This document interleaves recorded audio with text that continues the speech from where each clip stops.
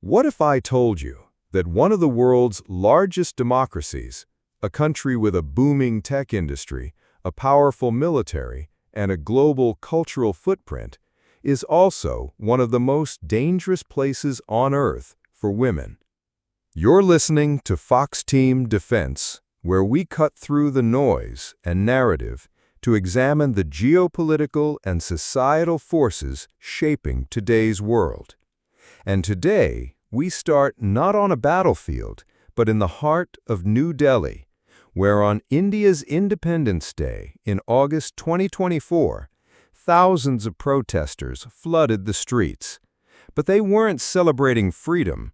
They were demanding justice for a 31-year-old medical resident, the latest victim in a brutal sexual assault case that shocked not only India, but the entire world. Now here's the thing. This wasn't an anomaly. It was another tragic chapter in a long, horrifying pattern. Back in 2018, a global study by the Thomson Reuters Foundation named India the most dangerous country for women. Not Syria, not Afghanistan, India, a nation with nuclear capability and Silicon Valley-level innovation, topped the list. The criteria? Sexual violence, human trafficking, forced labor, and a judicial system that too often fails the very people it's supposed to protect. And the numbers are staggering. On average, a woman is raped every 15 minutes in India. Let that sink in.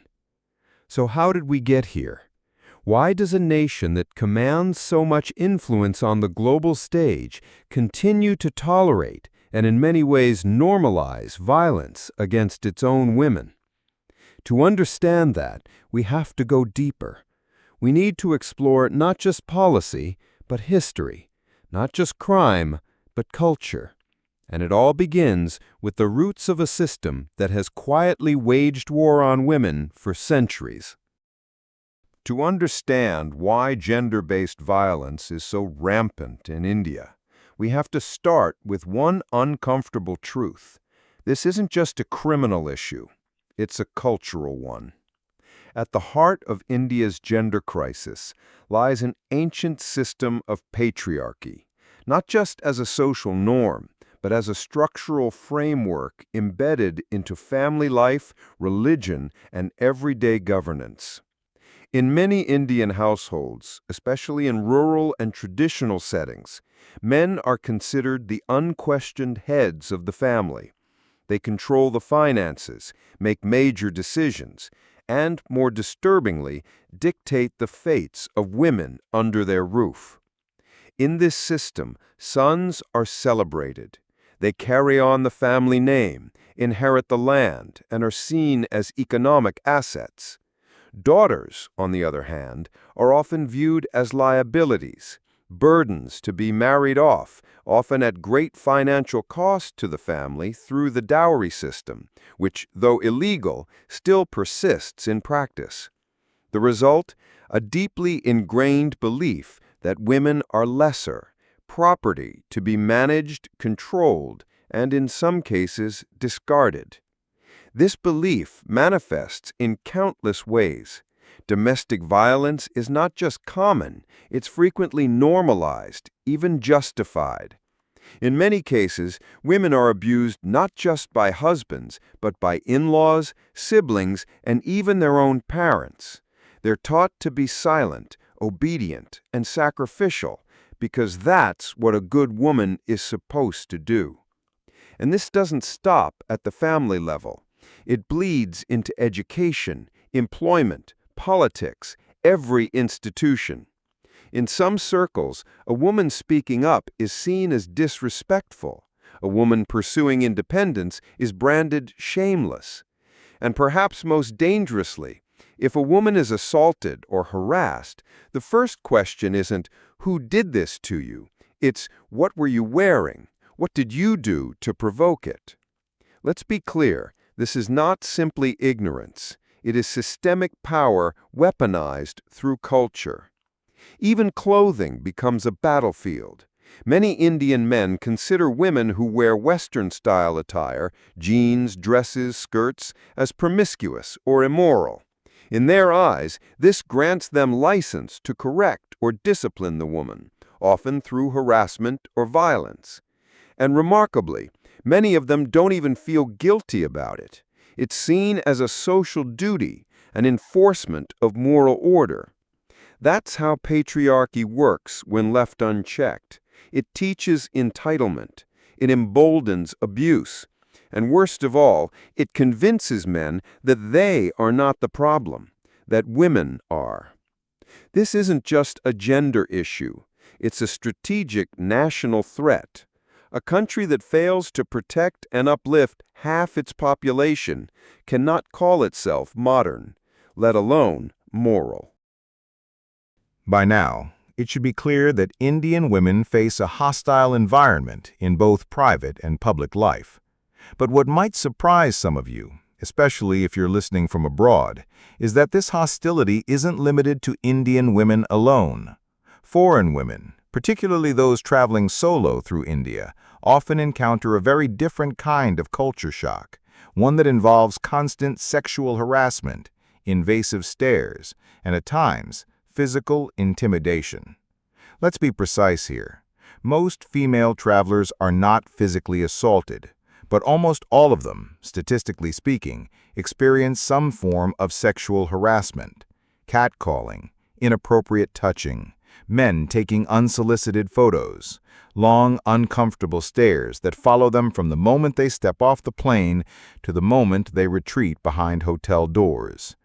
A 2016 survey by ActionAid revealed that nearly 80% of Indian women have experienced harassment in public spaces. So imagine what that means for foreign women, who are often perceived as more liberal, more sexually open, or worse, asking for it. And this misperception has dangerous consequences. In many parts of India, especially in the conservative north, Western-style clothing is interpreted not as a fashion choice, but as a moral failing. In the minds of some Indian men, if a woman wears shorts, a tank top, or walks alone at night, she's not just different, she's defying the unspoken rules of female decency. This mindset breeds entitlement. Men convince themselves that they are justified, even righteous, in harassing women who break with traditional dress codes or behavior. It's a dangerous logic. She didn't respect our customs, so she deserves what she gets. What's worse is that this cultural expectation is sometimes echoed by the authorities. In 2016, the Indian Minister of Tourism issued official safety guidelines for female tourists.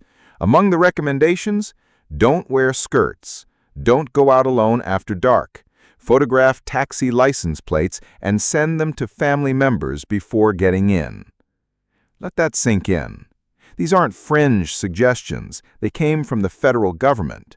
And while the intention may have been protective, the subtext was loud and clear. In India, the burden of safety is on the woman. Always. The message to men?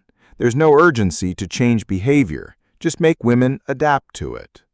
And so, harassment becomes routine, a normalized, tolerated part of the female experience, both for locals and foreigners alike. Many women still choose to visit India, drawn by its rich culture, architecture, and history, but they often travel in groups, cover themselves head to toe in the oppressive heat, and avoid eye contact in public not because they want to, but because they have to. Let's be honest, no modern nation should accept this as the cost of tourism or of womanhood. And yet, in India, it's still an everyday reality. If being a woman in India is dangerous, then being a Dalit woman is life on the edge of total invisibility. To understand just how deep India's gender violence problem runs, we have to talk about caste. Because in India, discrimination doesn't just run along gender lines, it also runs along the ancient fault lines of a rigid social hierarchy that's thousands of years old. The caste system, though officially abolished in the Constitution, still operates in the shadows and often in broad daylight. At the top are the so-called twice-born castes, Brahmins, Kshatriyas, and Vaishyas. At the bottom are the Shudras, the working class. But there's another group altogether, one that isn't even considered part of the system. They are the Dalits, historically labeled untouchables. Dalit women, in particular, face a brutal double bind, oppressed for their gender and dehumanized for their caste. They are poor, they are politically powerless, and worst of all, they are seen as disposable. According to India's National Crime Records Bureau, from 2015 to 2024, reported rapes of Dalit women increased by 45%. On average, 10 cases are reported every day. But here's the catch. Most of the violence against Dalit women never gets reported at all. Why? Because these women live at the mercy of upper caste men who hold economic, political, and often law enforcement power in their regions. If a Dalit woman dares report an assault, she risks losing her job, being ostracized, or worse, being attacked again. For many, silence is the only perceived form of survival. And even when they do try to seek justice, they face insurmountable odds. First, they can't afford lawyers. Second, they often lack basic documentation. Third, and this is the most sinister part, law enforcement frequently sides with the perpetrator, especially if he's from a higher caste. Police ignore complaints, prosecutors delay charges, witnesses disappear. It's not just systemic neglect, it's calculated exclusion. A 2015 to 2016 National Health Survey revealed that Dalit women made up 7.8% of all sexual violence victims in India, the second highest rate among all groups. But that's just the tip of the iceberg. Behind every statistic is a hidden history. Stories of women assaulted while performing forced sanitation labor, harassed in temples they're forbidden to enter, or raped on their way to school. And here's the real tragedy. In most of these cases, justice is not just delayed, it's completely denied. Courts are slow, trials are sabotaged, police remain indifferent, and communities pressure victims to stay silent in order to preserve peace. What kind of peace demands the silence of the oppressed? Dalit women in India are not merely marginalized, they are targeted. The violence they face isn't random. It's part of a centuries-old system designed to keep them at the bottom. And unless that system is dismantled, culturally, legally, and economically, they will remain among the most vulnerable people in the world. Imagine growing up knowing that the people most likely to end your life aren't strangers lurking in dark alleys, but your own flesh and blood. For thousands of Indian women, that nightmare is all too real. It's called an honor killing, and it represents the most extreme fusion of patriarchy, caste prejudice, and religious conformity. Let's put definitions aside and speak plainly. An honor killing is a premeditated murder carried out by relatives to restore family honor supposedly tainted by a woman's independent choice, whom she loves, what she wears, or how she lives. In practice, it's the lethal endpoint of a system that sees women as family property, not autonomous human beings. The numbers behind the horror. According to United Nations data, 1 out of every 20 honor-killing victims worldwide is Indian. States like Punjab, Haryana, Uttar Pradesh, and Bihar form an infamous corridor where these murders are most common. And remember, these are only the cases recorded.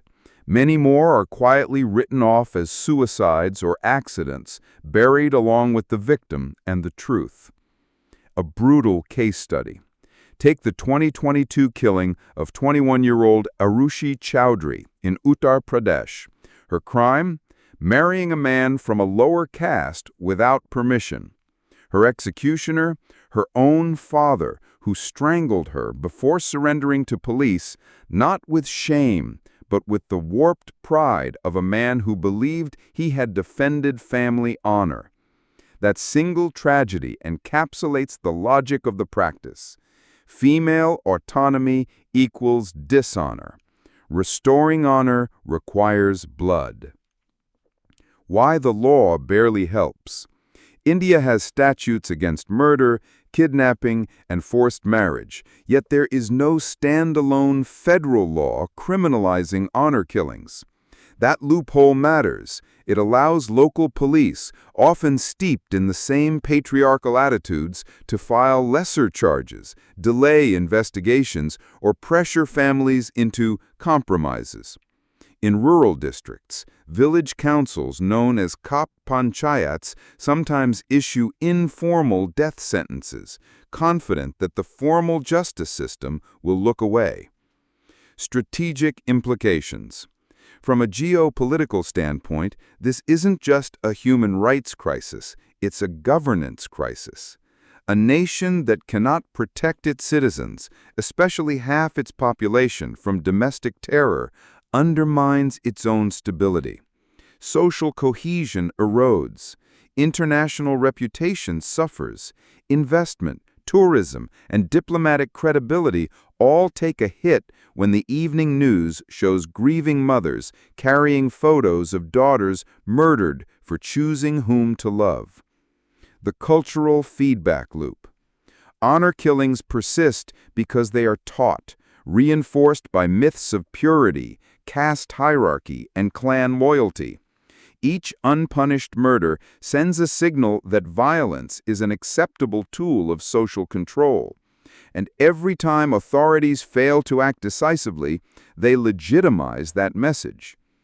But here's the paradox.